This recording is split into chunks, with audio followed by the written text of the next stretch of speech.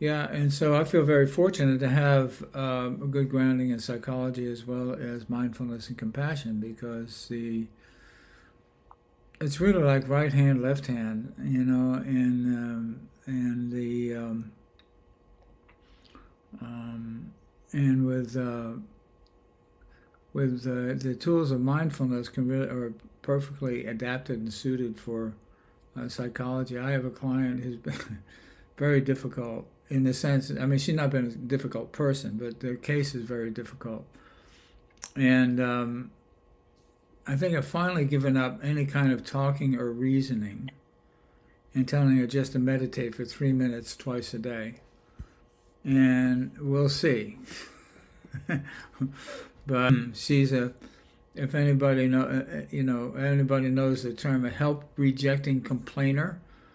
It's a term that was coined by Irvin Yalom, he was a pioneer in group therapy. He developed these names for certain types of clients, and the help rejecting complainer is one of them I run into and I find uh, difficult to work with.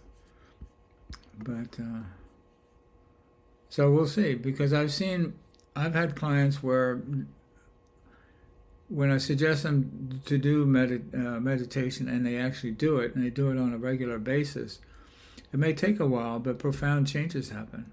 Sometimes things happen right away, and small things happen right away, but eventually really big things happen. So, well, I want to congratulate everybody for paying attention to the daylight savings. I I wasn't aware of it until I looked at my phone this morning and then the clock, and I said, "Oh, there's an hour discrepancy there." As I said in the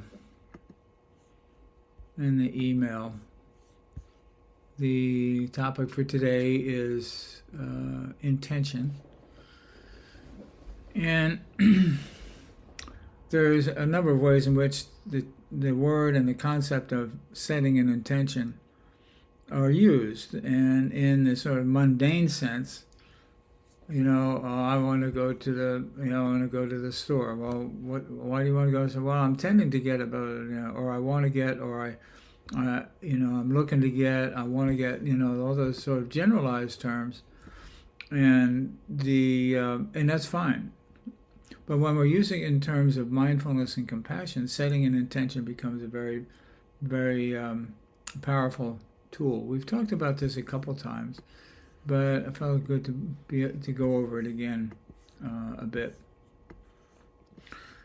In the dictionary, it uses the word as a synonym, resolve, and I like that also because what it means is really focusing our will and locking it in.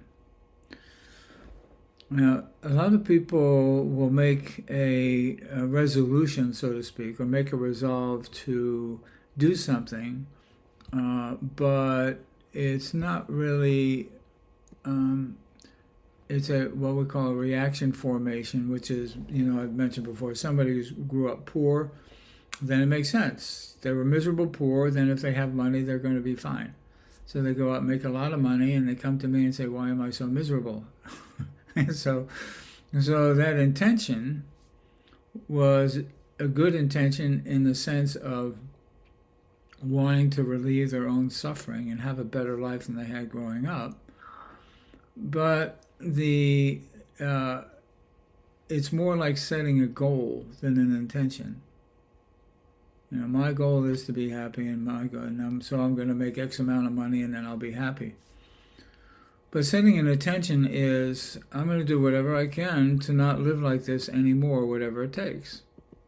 Leaving it open to different ideas and processes and time frames and all of that.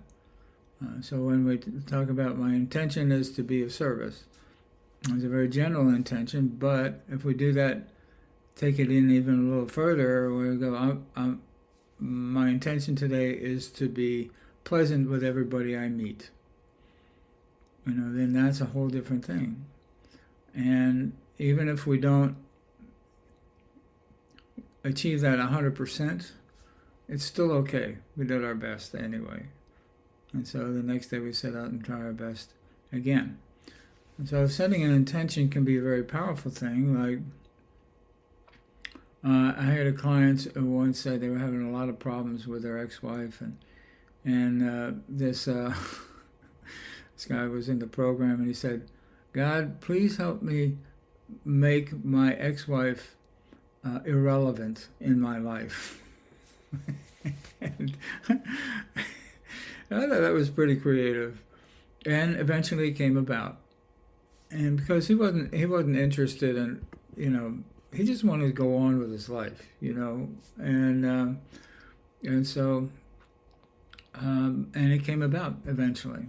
And so what happens is that when we set an intention, then sort of the universe or the world or whatever you want to call it, our life, starts to move in that direction.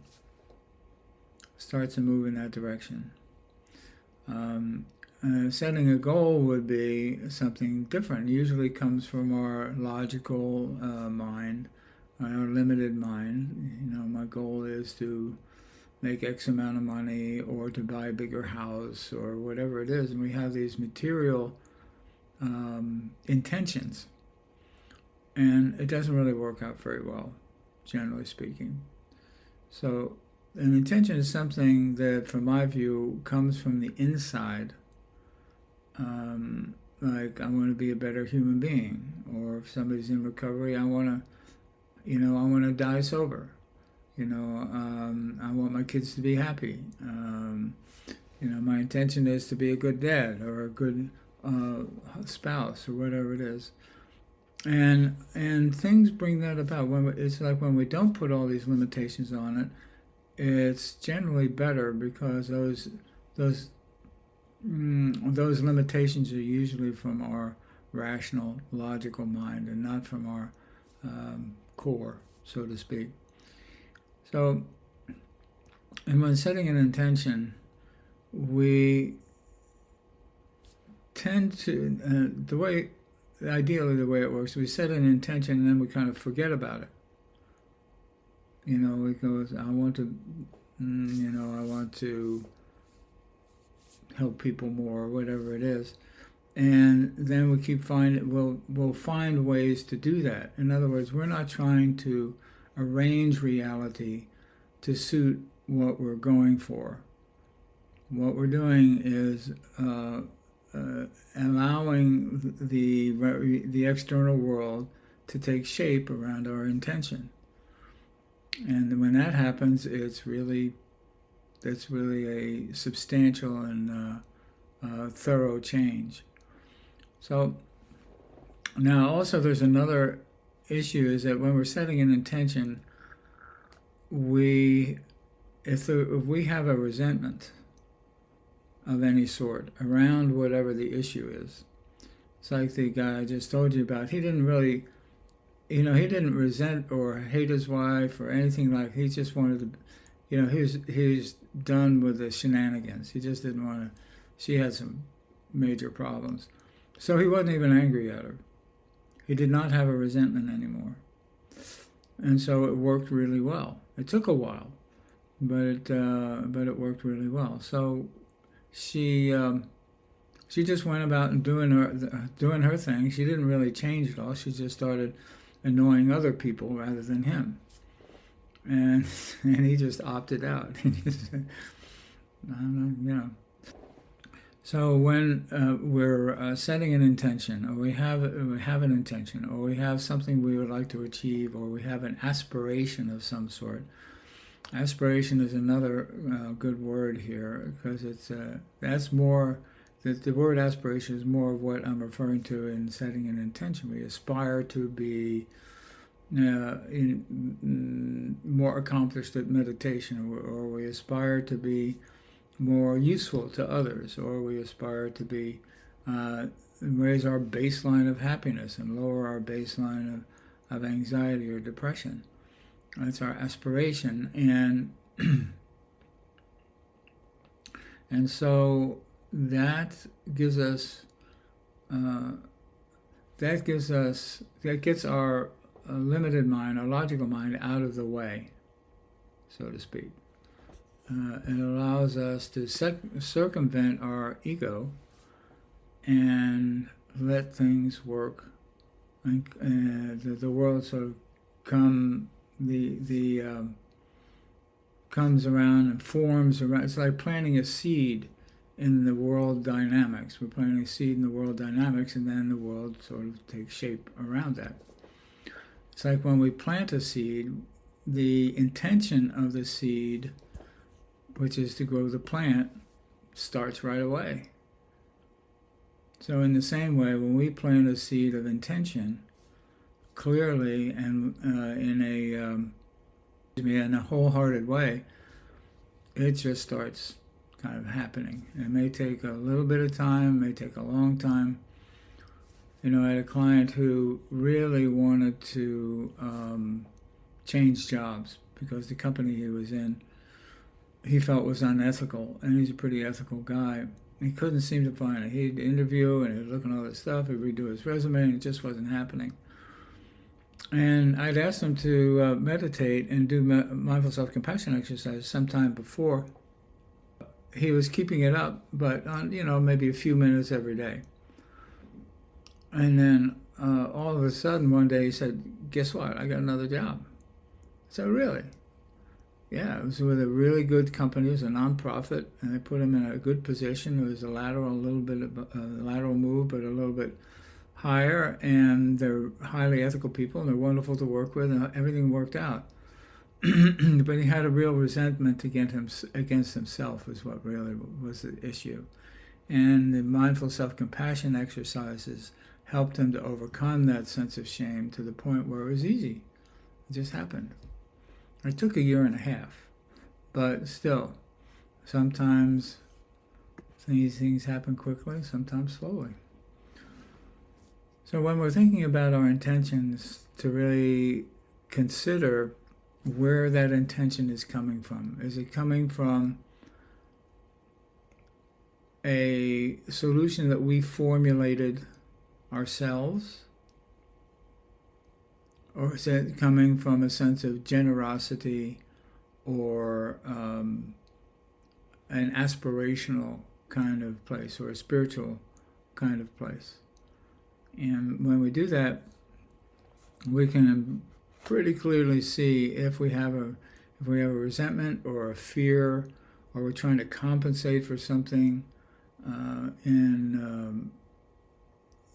from childhood or something like that. We know that sometimes we don't always know what the best thing is for us. Is part of the issue.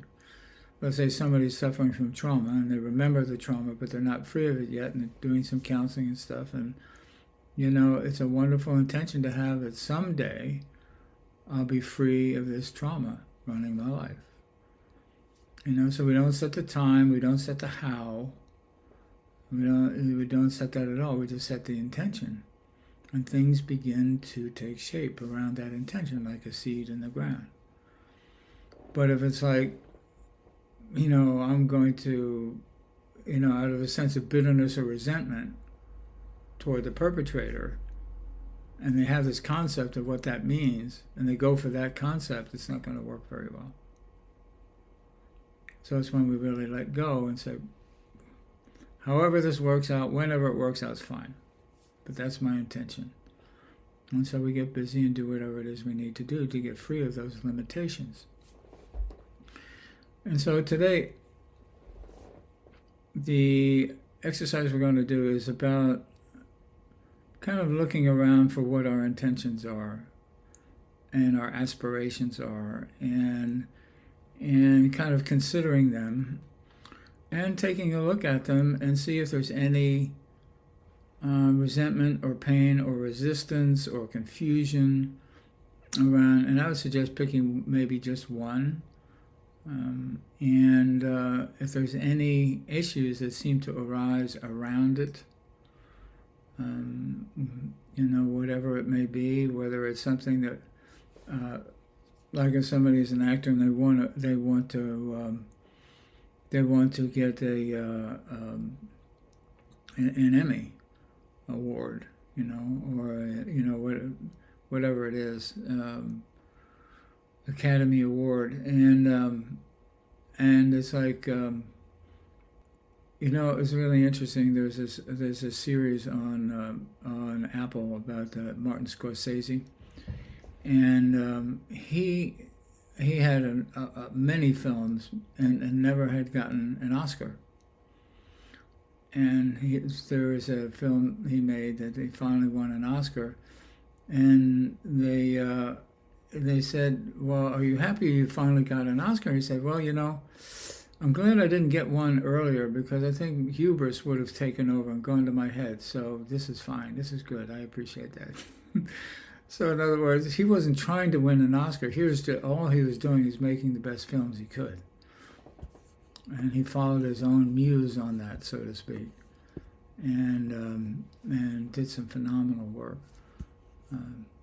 So to take a look at what our aspirations, our intentions, or our hopes, there's a sort of, number of words that can fit in there, or drives, or the way we would like things to be at some point in the future, and plans, whatever that may be, and pick one or maybe two, and pick one at first and see how that goes, and just to sit with it in the space, in the pause, and just examine it, and what's the real intention underneath it?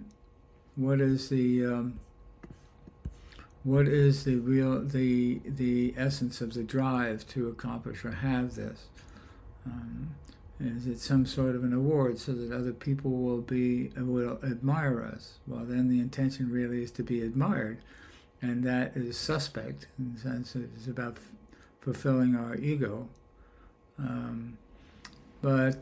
So that sort of thing, and just to kind of take a look around and see what's going on, and see if there's anything can be adjusted there, or something may come up that you've been thinking about doing or having or whatever that you haven't really set an intention yet, and if so, you can formulate an intention for that direction, whatever that may be, and seeing if we can tell the difference clearly between what's coming from our mundane logical mind and what's coming from the pause in our natural mind.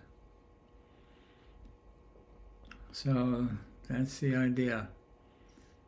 So strap on your seatbelts and finding a comfortable position, and we'll be doing primarily a mindfulness meditation and bringing this space between stimulus and response, and then end with a short compassion meditation, self-compassion meditation. Okay, so here we go.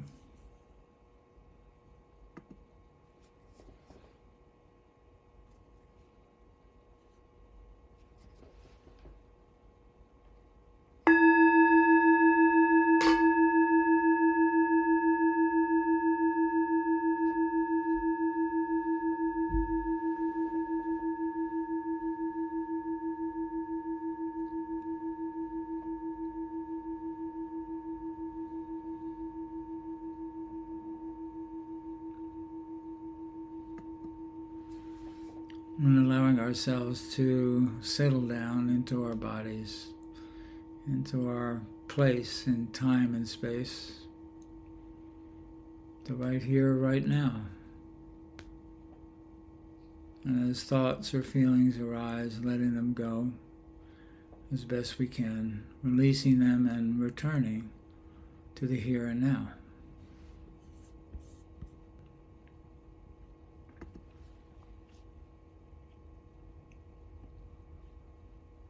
And if the mind is still jumping around, that's okay. Sometimes it takes a while for the brain to realize there's no emergencies. There's nothing urgent we need to do at the moment. And there's nothing to fix.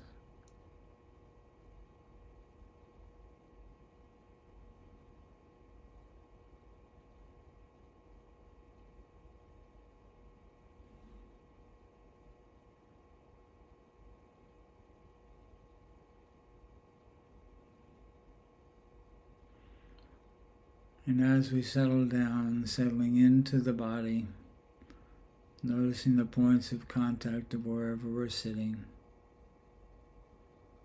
getting a sense as clearly as we can of just being, just sitting.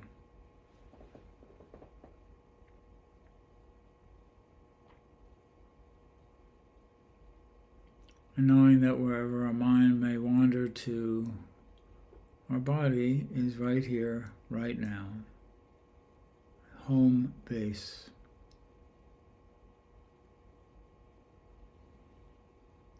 And allowing the brain to do whatever it's doing, whether it's producing a lot of thoughts or distractions or not, or playing music or whatever it does at times.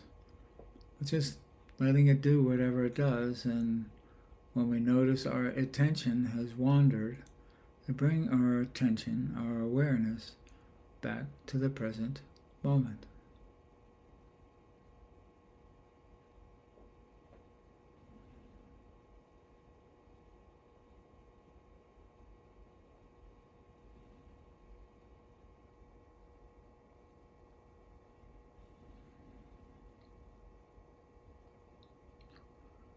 And allowing ourselves to progressively settle down and into this space between thoughts.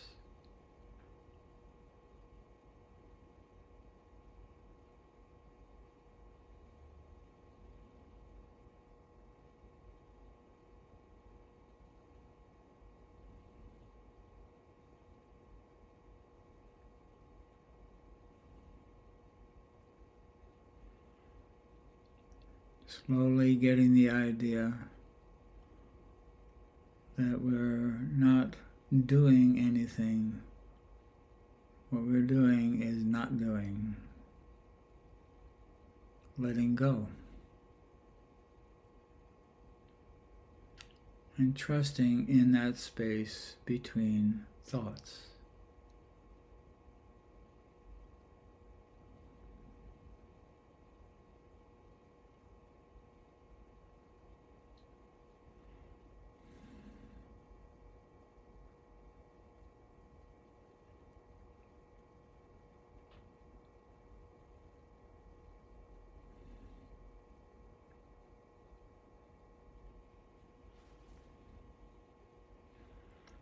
And as we do this, we can feel ourselves settling in more and more as the so-called outside world fades away.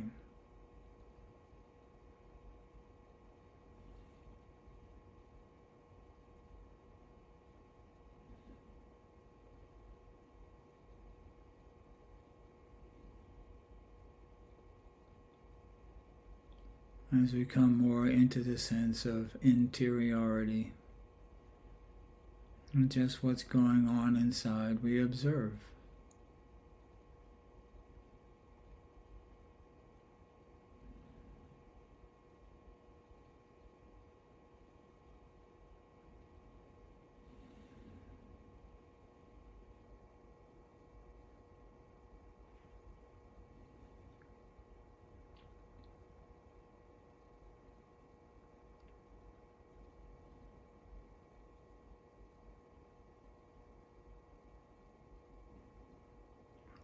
As we become more and more settled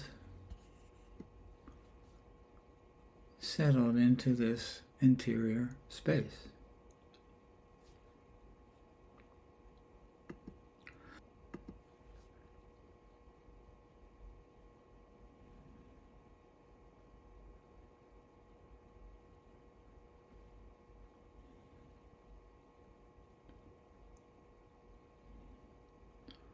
and being present with whatever is going on as we look within.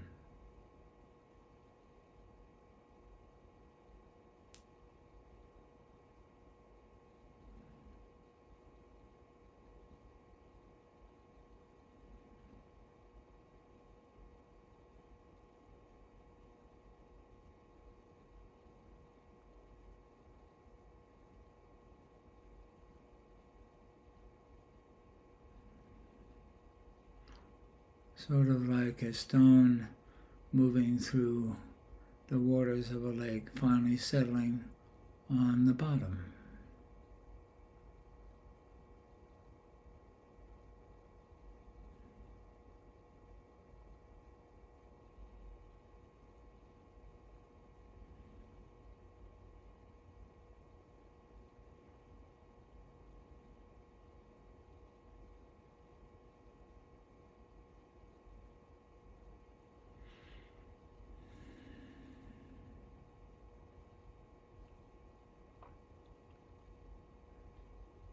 Allowing us to be as best we can, just right here, right now.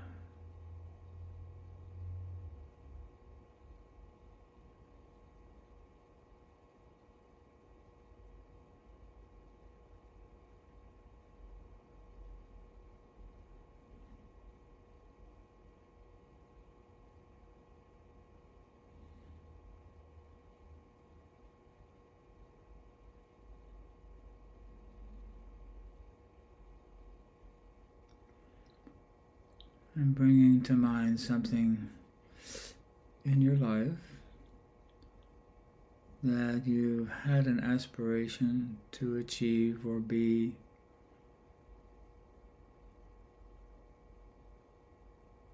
more of a quality,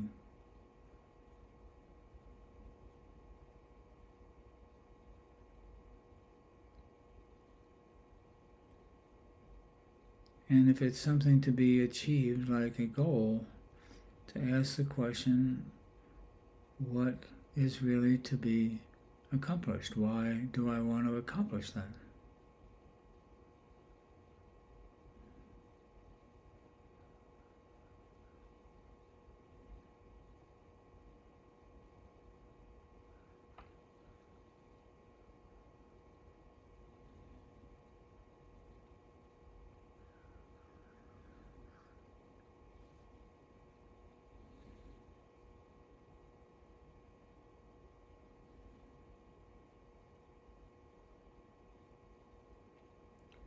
And seeing what responses pop up, and if there was an intention under the intention, let's say to get a degree or some training, and asking what was the, why did I want that?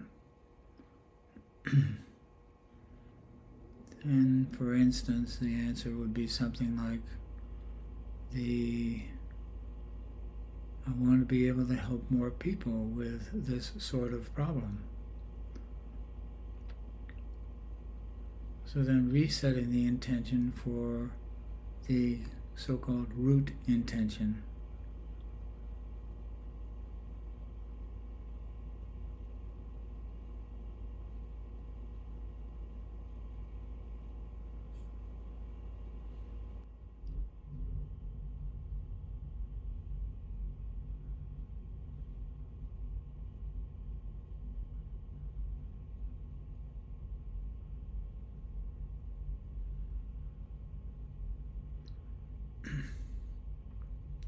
And you may feel yourself relax, because with the wider intention, we minimize struggling and striving.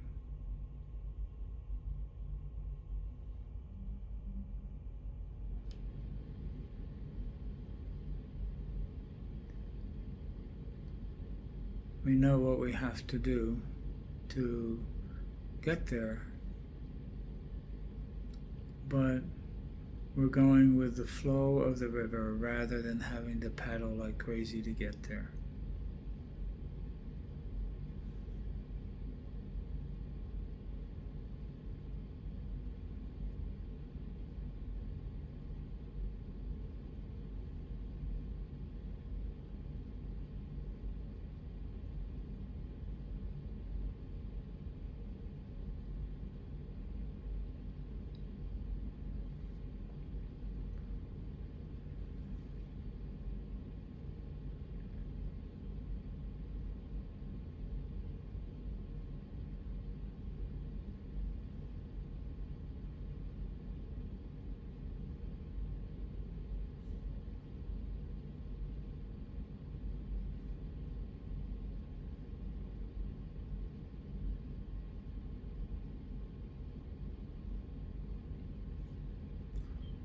And as we do that, we realize it's much easier going with the flow than trying to create something out of thin air.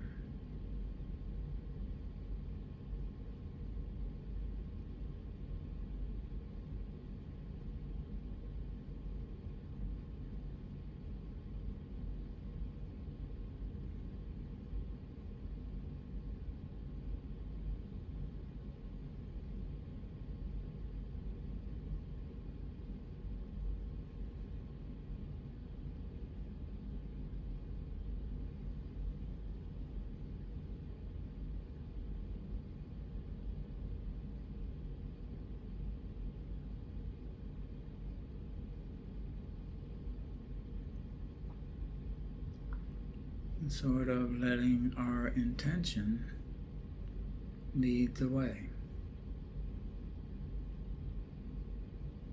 not our logical mind.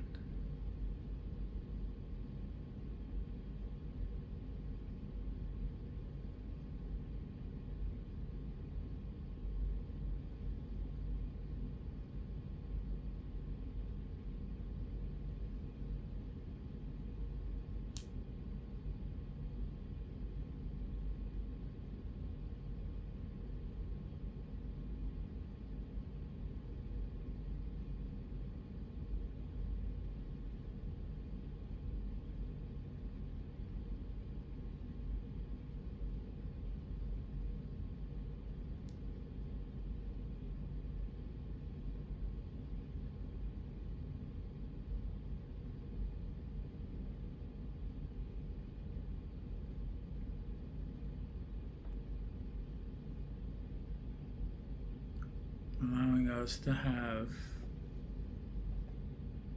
awareness and peace of mind at the same time.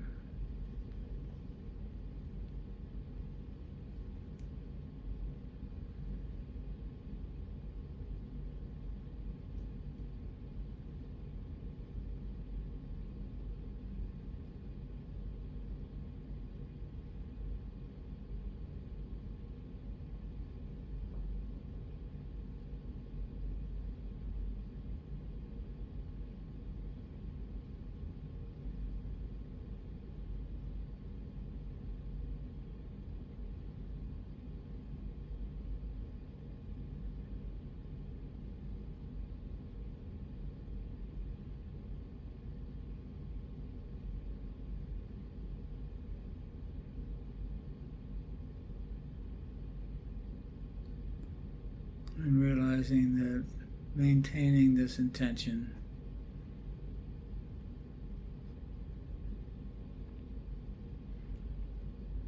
is like stoking a campfire. Just keep it going.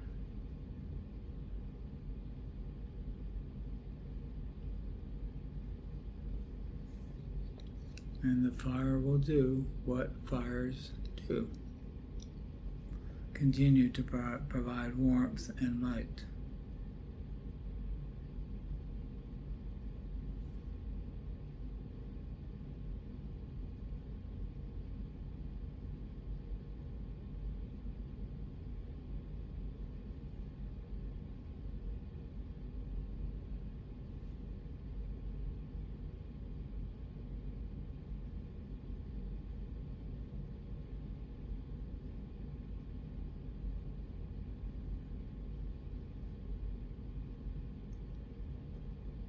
And if you see anything that's contrary to setting the intention, an old wound comes up or an unresolved relationship comes up, then that might be standing in the way of the intention.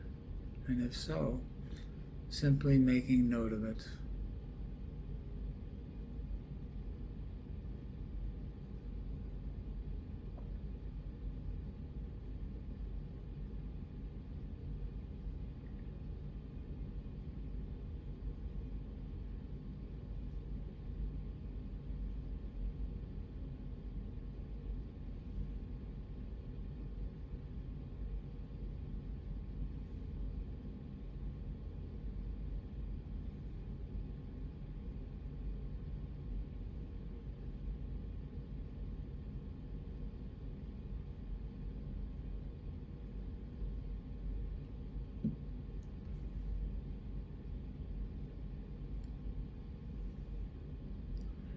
And with a sense of compassion, holding this entire exercise in a field of compassion.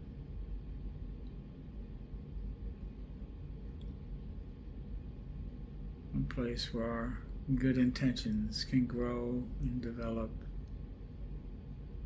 and blossom.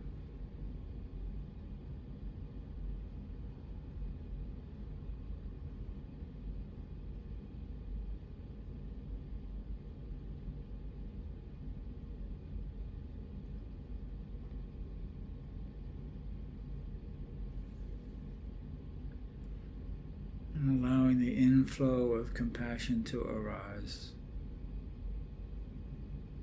filling the inward space.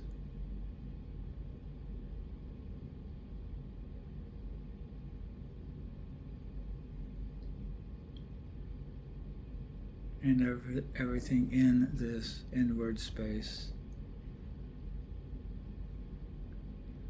Our intentions, our goodwill, sense of community, being useful, whatever it may be.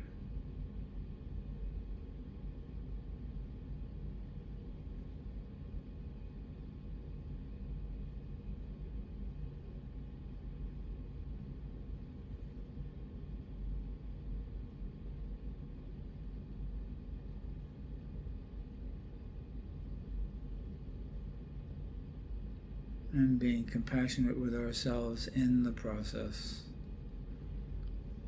To go at whatever pace the process wishes to go.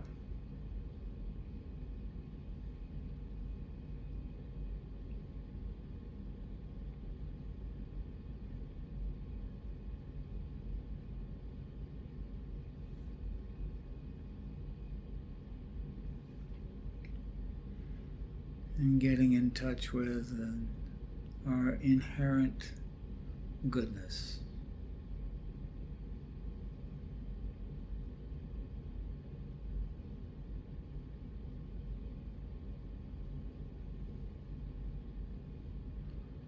Allowing ourselves to receive this compassion, this goodness, this loving kindness as best we can.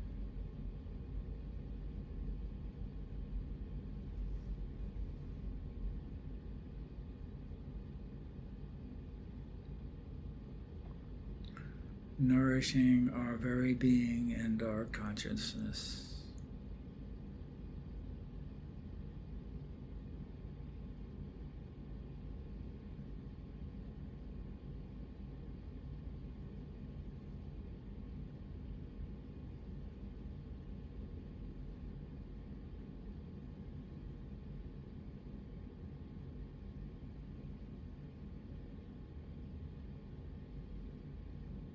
Holding ourselves with compassion and kindness.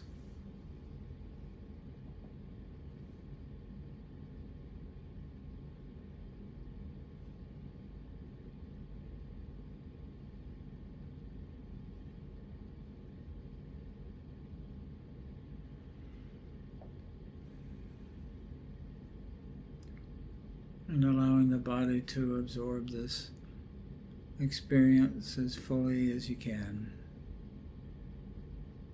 like a sponge absorbs water.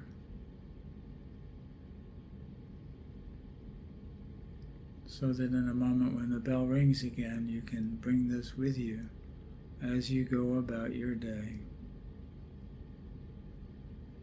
and come back to it at any time.